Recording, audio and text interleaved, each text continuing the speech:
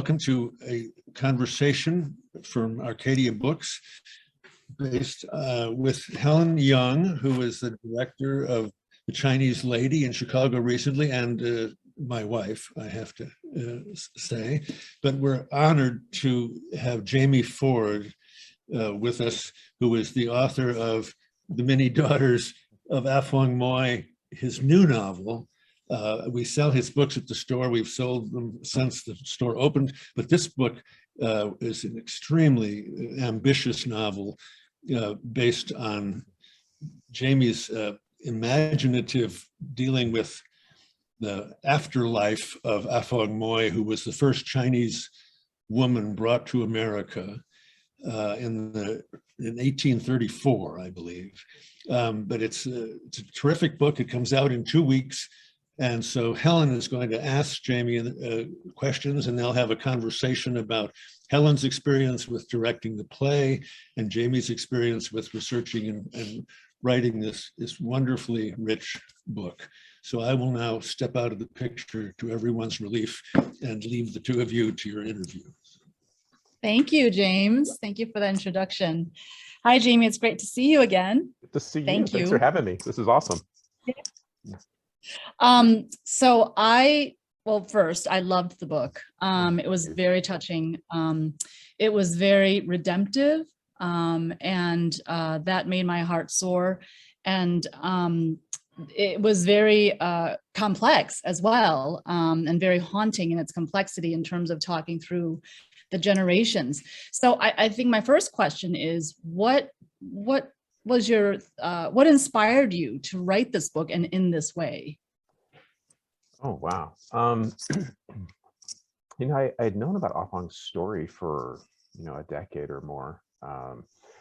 And I write historical fiction in general. My other novels are historical fiction. So it seems like, that was always an attractive character. It was always something I wanted to write about, but I just didn't have enough there that I thought I could, write a 400-page novel about. There just wasn't enough, and certainly there's very little, if anything, that's in Afong's own voice. It's always through the voice of the promoters, which is why Lloyd's play is so magnificent, because finally she speaks in her own voice and she's a real person. But once I went down this rabbit hole about what's called transgenerational epigenetic inheritance, or just epigenetics is kind of the short term for it, of inherited trauma. Suddenly I saw Afong's story as something that could be repeated through all these different generations, and I could tell a much larger story, and I could give her a legacy. So much of her story ends, the real woman ends around 1850. Like, no one hears from her ever since, and no one really knows what happened to her. But I could create kind of a legacy, and to give her a bigger canvas to live on and occupy space on. But really, once you go down, I think once anyone goes down this rabbit hole of epigenetics and looking at the research that showed in lab animals how one traumatic event was transmitted across several generations, and then by extension look at ourselves and think of, like, what did my parents go through, my grandparents, what things am I encumbered with from previous generations, but not just trauma. What else do we inherit? It's easy for scientists to look at trauma because its effects are so visible and manifest, but I couldn't stop thinking about what else we inherited, benign things all the way to positive things. Do we inherit an emotional intelligence? Do we inherit levels of empathy? Do we inherit an ability or inability to love and interact with other people? They're just a lot of juicy things to explore, and I could put that on a large canvas of a novel and really just go for it. Mm-hmm. Wow. Yeah, what you just said made me think. It is also very, there's a lot of power if you think about that, if it's not just trauma. So what kinds of things might one do today to impact the future? And I have so many questions based on what you just said, but maybe back to the how to impact the future part. Sure. on page 197, you talk about, because the book is really about the interconnection of a family, but you also have a sentence about how we are all interconnected. Can you talk a little about that and how that came into the story, and in your mind, how that ties to the family inherited trauma or accomplishments? Yeah, I've always felt like there's something else going on, something that we can't quite put our finger on. And I think as I had children, I see it. I see behavior in my children. I'm like, where did that come from? I mean, that's what my mother did. That's what my mother said. And things in my own behavior that I'm like, oh man, I am totally my dad. You know, those kind of things. And I think that's universal. We all feel that. But in a Buddhist sense, I really like the idea of that we are all connected, that on a surface level, we look like we're all islands dotting the ocean, but you look below the surface, below the waves, and you go down to the seabed, we're all connected below the surface. We just don't see it. But I've always felt like there's some truth to that. I'm not a Buddhist per se, but I've always been fascinated by the philosophical ideas around karma and determinism and things like that, of how do we end up where we are, who we are, and how much of that is free will and how much of that is inherited, how much of that is environment. I mean, it's a mix of all those things, but the older I get, the more I realize we can't run from our genetics. It's there. We can change our behavior, good and bad, based on what's there, but we can't get away from it. And that was really manifest when I saw a picture of my great grandfather for the first time. My Chinese great grandfather, his name was Min Chung. He changed his name to William Ford, which is why I have the last name Ford. And we look identical, which is so crazy to look at someone, who was born in the middle 1800s. And, I look like his doppelganger. Wow. Wow. I really love what you said about this idea of karma. It makes me think of the rippling effects of someone's choices, and how that's very different from an American, perhaps, sensibility of how our actions are really just our own and don't necessarily carry anything other than the outcome of those actions. But I think you tie it interestingly to biogenetics. And I think that's very, very powerful and very interesting. I want to go back to something you talked about, which was creating a legacy for Afong Moy, who historically was purported to be the first Chinese woman to be in America. Why was it important for you to want to create a legacy for her? Oh, it's probably a lot of this is just in tribute to my Yini and my Chinese grandmother. She was born in Nevada, born in Winnemucca. She was an American citizen, thanks to the 14th Amendment. But I have a record, a handwritten letter that she wrote to the U.S. Immigration Department when she was 18 years old. So this is 1900 something.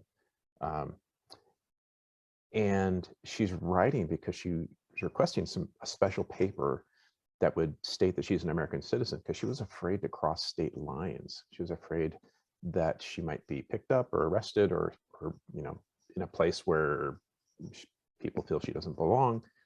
And she was terrified that she'd be deported to China, a place that up until that point in her life, she had never visited. And that's my grandmother. That's just, one generation away. This isn't, the French Revolution. This is fairly modern times. And to think about that versus 50, 60, 70 years earlier with Afong, I mean, not that much had changed in a generation and a half.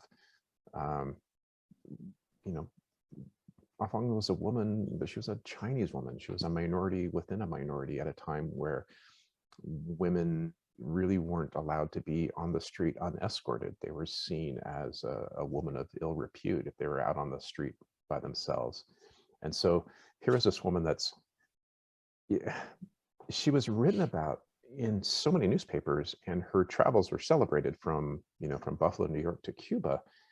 But it was all from, it was a press release. It was all from the point of view of her promoters, the people who have monetized her existence and her otherness, her exoticness. And she never really gets to speak in her own voice. And all of that promotion, it obfuscates the fact that Chinese women couldn't leave China at the time. The punishment was death if they returned. So it was more likely that she was sold and brought here under less than wonderful circumstances, because she's promoted. We all in America, and by extension the world, we look at celebrity as this currency that we all want a part of. But I don't know if she wanted that. I can't imagine her not wanting to go home. And that was something that was probably not possible, was never going to be possible, and might have been dangled as a possibility for years, which I think is super tragic. And so to give her a legacy, she's just like this one moment in history, and was incredibly popular and then seemingly forgotten overnight. And there's so much more there. I don't know what it is, and we'll never know, but it was a blank canvas worthy of exploration. Yeah, and I also love what you said about how in your own family history you had an example of how not much had changed over the course of time from 1834 to early 1900. And as you know, based on my own work, the Chinese Exclusion Act was one proof of how not much has changed over a long history of time. Right. And yeah, so I love that you chose her as your subject, because I think sharing these stories and really gripping people as you do emotionally to resonate with these stories on a personal level is really important for understanding our culture and our nation. So thank you for that. Yeah. So what would you say if you were to give an elevator pitch of what your book is? Sure. What would you say? What would you say? Oh, I call it my epigenetic love story. And I tend to say the book is about, when we think of genetics, we inherit the heritable phenotypes like hair color and eye color and things like that. But the book explores the very real possibility that we inherit psychological traits as well, whether that's, things caused by pain and suffering, but possibly other emotions, and that affect our ability to interact with other people and with our own family members. And then within that, I start with the genetic line of Afong, and her struggles ripple through, all these other generations. But also within those generations, there is a sense of searching and longing, and there's someone seeking someone else in all of these timelines. That's kind of my elevator pitch. I'm still working on it, honestly. Once I get out, once I'm done with book tour, I will have talked about it so much, I will be able to, say these things chapter and verse in these little snippets. But right now, I'm still just like, what is this thing that I just wrote, and how do I explain it in less than a half an hour? So. Yeah, I hear all that you said, and it really impacted me emotionally, because it is quite redemptive. That epigenetics part of it. It might sound like there's no choice, but the way you've structured the story, there are choices that can be made to then change the ensuing rippling effects. And I just really love that. Oh, thank you. So yeah, the book is, I think it comes out of my desire to make different choices in my own past. Like all of us, we just live with our own mistakes, and we're like, oh, why did I do that? Or I should have said this. But if you compound that with, perhaps we're encumbered with those issues from our parents and grandparents and great grandparents, it's a lot to contend with. But it's also a lot that's interesting to explore. Yeah. Well, in your exploration of the science of epigenetics and some of the research that other scientists had done, what surprised you about this topic? And did you incorporate that into the book? Yeah, I was familiar with the study at Emory University in 2013, where they they had lab animals, and they showed that this trauma that they exposed one generation to, 3 or 4 generations later, their descendants had the same fear reaction without ever being exposed to the source of the trauma. That, when I started writing the book, I knew about that study when I would talk to people. When I started writing the book 2.5, maybe 3 years ago, and people would ask me what I'm working on, and I would explain it, and they would look a little confused, a little perplexed. And now, so many people have heard of it. It's having this moment in our culture, and I think a lot of it comes from therapeutic circles. I think it's something that therapists have always known, but now there's sort of like an assumption versus a causation and the scientific correlation between the two, that I think it's becoming much more part of the, more people talk about it, more people know about it. I can open up a browser and I'll see an article about it, or I'll see someone make a joke to it or a reference to it. There was a television show, The Affair, I think in the last season. One of the main characters, it's set a little bit in the future, one of the main characters is an epigeneticist. And so it's even made its way into all these other mediums. And so I think it's interesting. I think it's something that it's like a truism. I think when people learn about it or read about it, they have an aha or an, oh, of course moment where it does ring true, because they recognize patterns of behavior in themselves and their parents, and in their own children.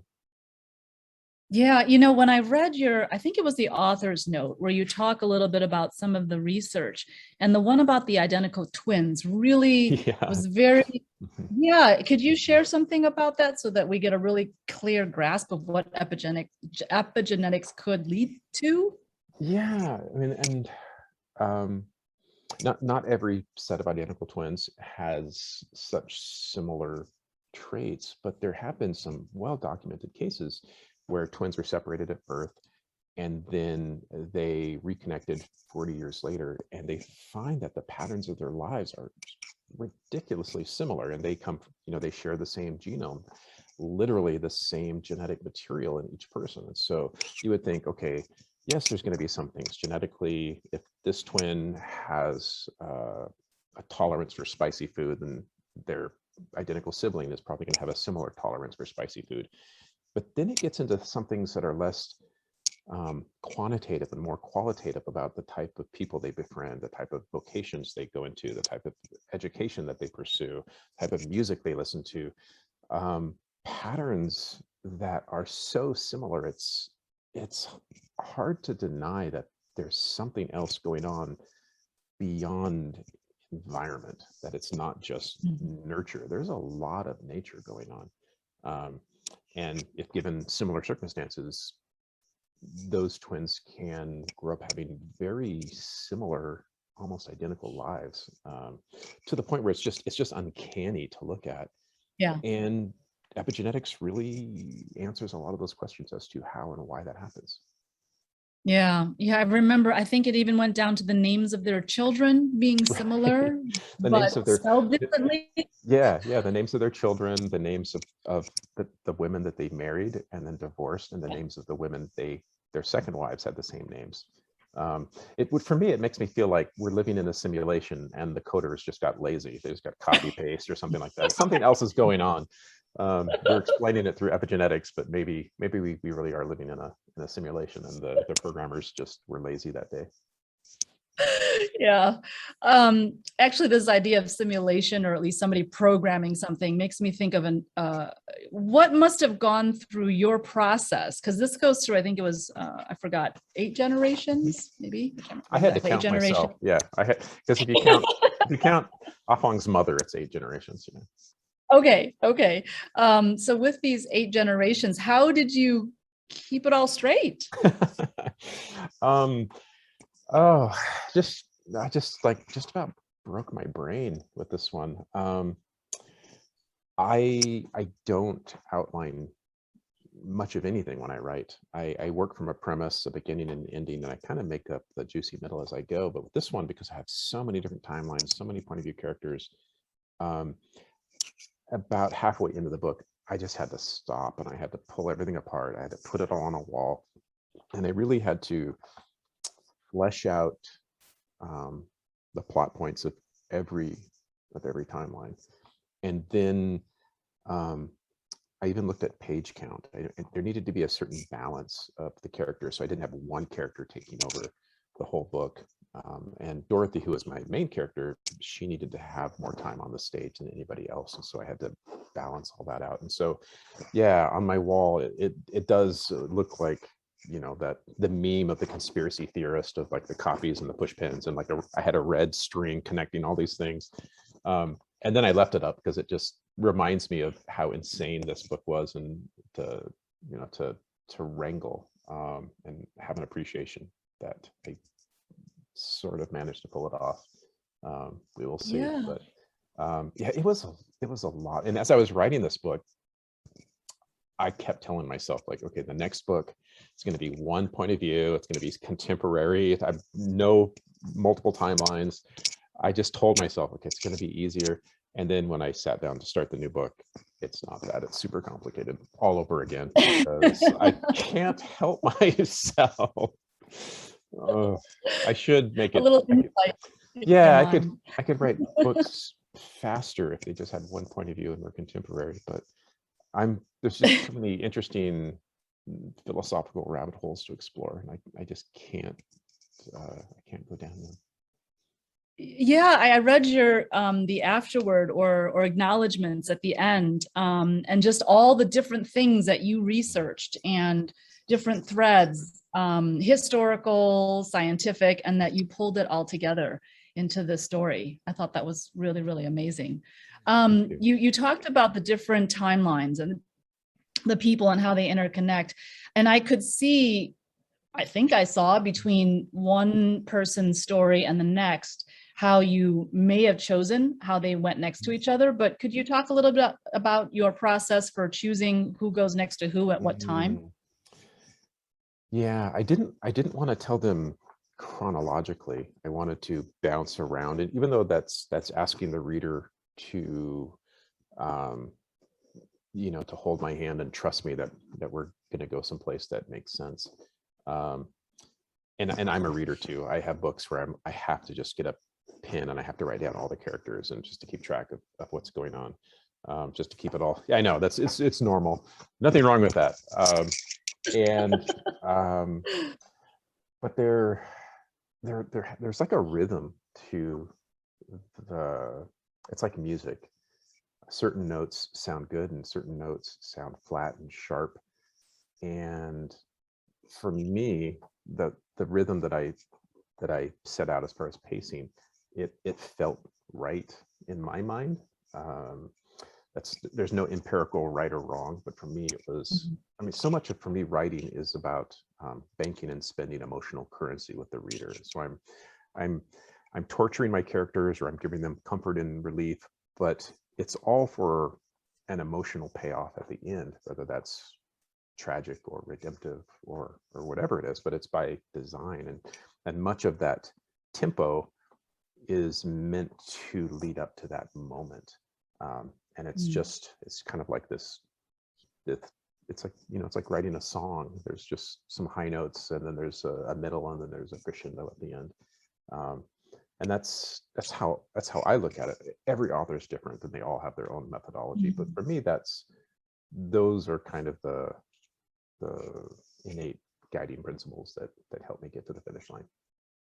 Yeah, and I mean, I don't know if I mean, I know I felt that as I read how the stories were next to each other, and so that's very interesting that you liken it to music, and that music is also scientific, and so there's definitely a scientific aspect in your book, and then also this musicality part of it.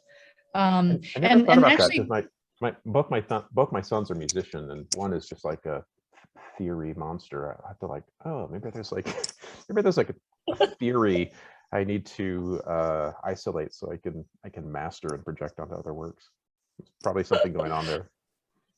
Yeah, very interesting. Maybe that'll show up in some later book, and I'd love to go, oh, that was this conversation that I Right. had with Jamie's. That would be fun. So speaking of the musicality of it, you also have a lot of poetry in the book and a lot of reverence for poetry. How does that fit in with music and poetry? And then this novel, how do more words, less words, music, how does all that fit in together in your aesthetic? I write a lot of poetry, and I share it with no one. That's like my secret my secret sandbox that I play around in. And so I've always had I'm in a book club, and I'm always the guy who's recommending, let's read this book of poetry, or at least read it and then watch videos of the performances and stuff. I think poetry, as toxic as the world is for teenagers, I think poetry is saving lives. I don't think I overstate that.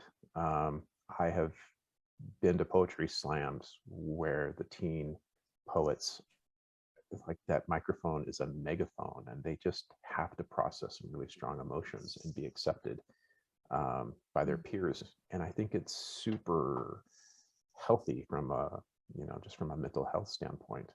And I think, unfortunately, in high school, we were just bombarded with the classics, with a lot of dead poets that I just don't know if a 16-year-old kid today with a cell phone in his pocket can relate to a poet from 1830 or even, the 1600s.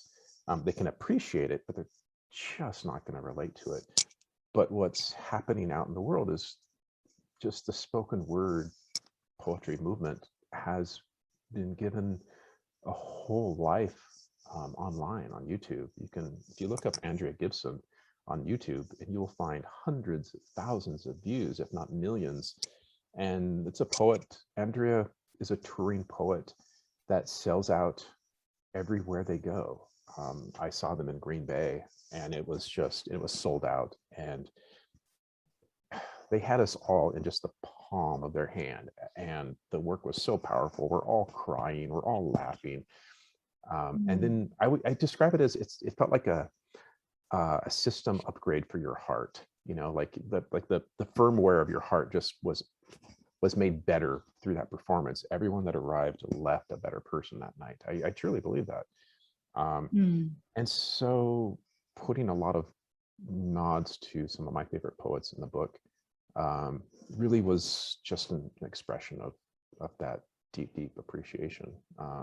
And some of the best poets, they didn't live to a ripe old age. They had so much going on emotionally. They didn't make it.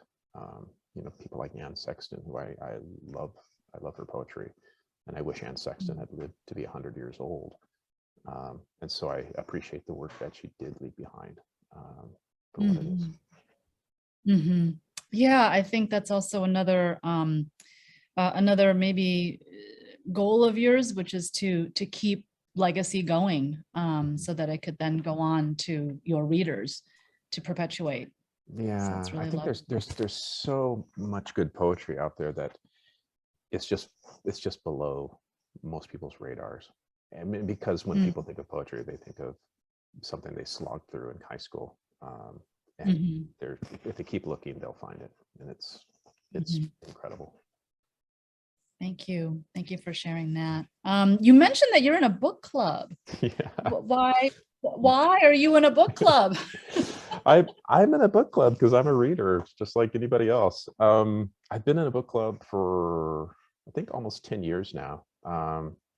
I went out to dinner with my wife and one of her coworkers and her husband, who was a high school football coach. And at dinner, he said, "I'm in a book club. You should come join us." And I'm like, "Sure, you're in a book club. Like, you sit around and smoke cigars and play poker or something like that." But in addition to being a football coach, he was a brilliant biology teacher. He was a brilliant guy. And I went to this book club thinking it would be kind of a joke. And they're all serious readers whose reading levels are far above me because they have, you know, masters in literature and things like that. And so we end up reading books like Herzog by Saul Bellow, which won the Nobel Prize in 1962 or something like that. They take me to places I would not normally go, but they're just a wonderful group of guys. We almost always read fiction. We rarely read nonfiction, and you know, we're lifelong friends over books. I get Wow. it. Book when people are in a book club and they're like, I've been in a book club for 30 years. I'm like, yep, I get it. I hope that's me in 30 years, in 20 more years. Because you form just such really interesting friendships. Even what I love about this book club is in the summertime, we try to read a book where we can do something related to the book. So last year we read a book called Lean on Pete by Willie Blotton, which is set around a horse racing track. And so we read that book and had our meeting at the horse racing track where we could drink beer and bet on horses and talk about this amazing book. And so we try to pack in a field trip in the summertime. They're just, I can't say enough. Book clubs are awesome. That is lovely. Has your book been chosen for this book club? Your books ever? People ask that sometimes, like, did they read your book? And I'm like, that's like if we decided to compare photos of our wives naked. It's nothing good will come of that. No one wants to compare.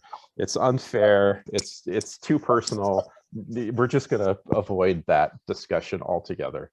Yeah, I think maybe only 2 guys out of 10 have even read any of my books. I'm just another dude, and that's wonderful. That's great. That's great. Is there anything that I haven't asked about that you want to share about this book? Oh, wow. No, I love that, you know, the epigenetics is entering the cultural zeitgeist at the moment, but so is Afong Moy. I mean, thanks to Lloyd's play, and for you directing it. And that's a play that has legs. It's so cool to see it, like, oh, it's here and now it's coming here. And Afong's not been forgotten. You know, she's really going to be remembered in a huge way. Yeah.